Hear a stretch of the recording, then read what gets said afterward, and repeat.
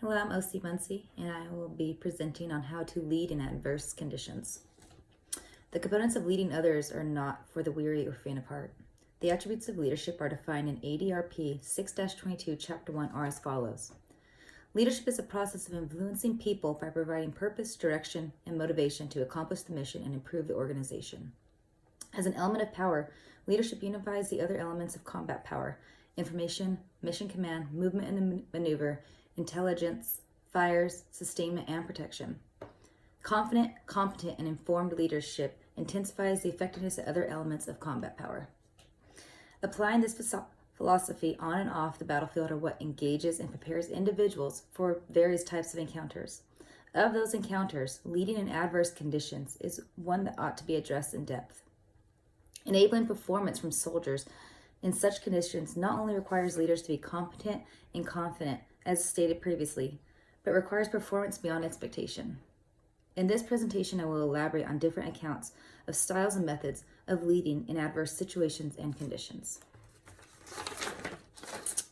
The Army publishes doctrines that's relevant to topics of leadership and components attached to such titles, but influencing subordinates and fellow leadership does not come from a book. It comes from the heart and purpose and motivation that is portrayed onto others. The fundamentals of leadership state and introduce the leadership required model, LRM. All these requirements correspond and correlate with leading in adverse conditions. The few parts of the model that stood out to me for such circumstances are how the LDM describes the core leader competencies and their application. This statement is to reflect that the commitment, compliance, and influence used by leaders to determine applicability in situations encountered.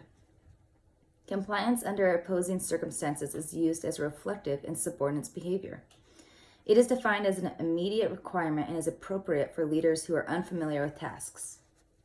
Adhering to requirements brought forth to soldiers will lead them to follow through and commit.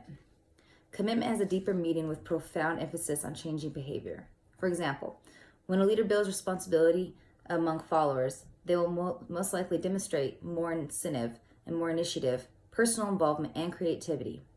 Commitment grows from individuals' desire to gain a sense of control and develop self-worth by contributing to their organization.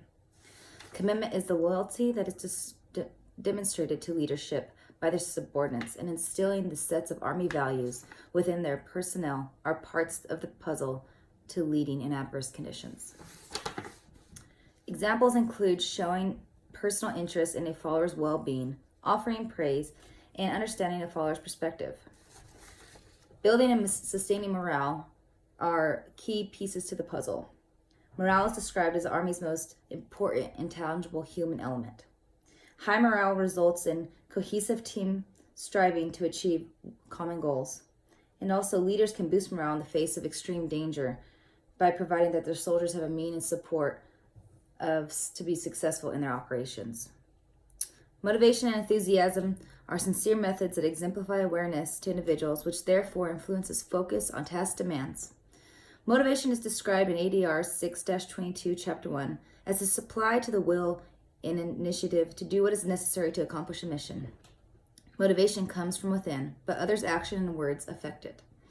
A leader's role in motivation is to understand the needs and desires of their subordinates and others, while in order to align and elevate individual desires and team goals.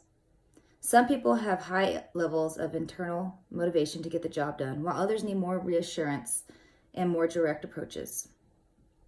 Setting a personal example can sustain the drive of others. This becomes apparent when leaders share the hardships and are able to communicate with their subordinates one-on-one. This prepares the team for any type of circumstance, and that they know the leaders will be with them through thick and thin of any situation. It creates that bond and cohesion with your unit, and also knows that you as a leader are going through what your subordinates are going through, that you understand and ensure that they are not alone in these situations. The methods listed all contribute to leading in stressful, changing situations.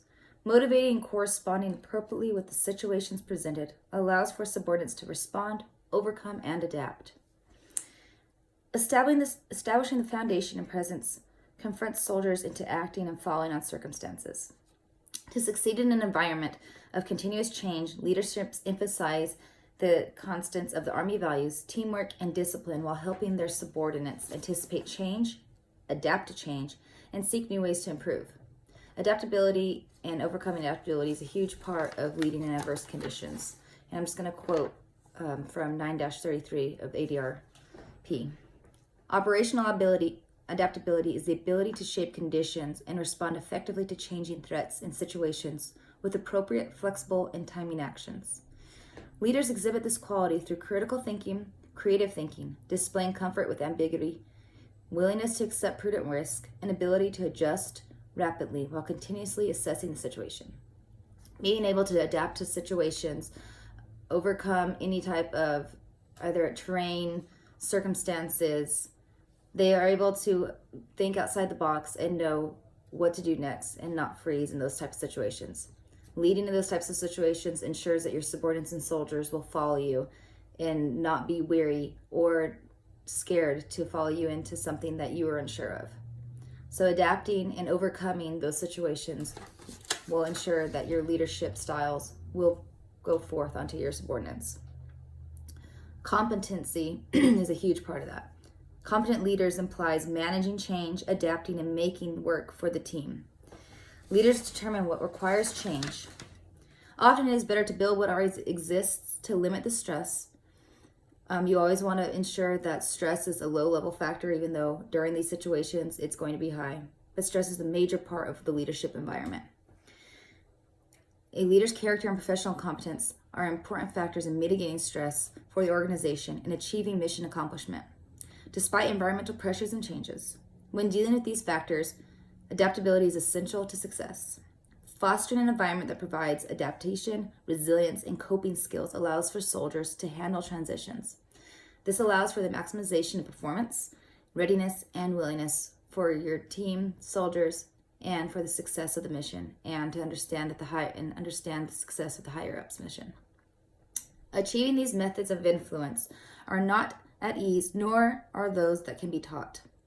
Demonstrating the utmost respect and influence to subordinates are starters for success. Ensuring that your soldiers feel at ease to speak with you, yet also respect decisions rendered, will lead to success in and off the battlefield. Influence depends upon relationships where leaders build positive rapport and leadership of mutual trust, making followers more willing to support requests. Creating and instilling such rapport with your team will guide leadership throughout the most upward adverse conditions. Thank you.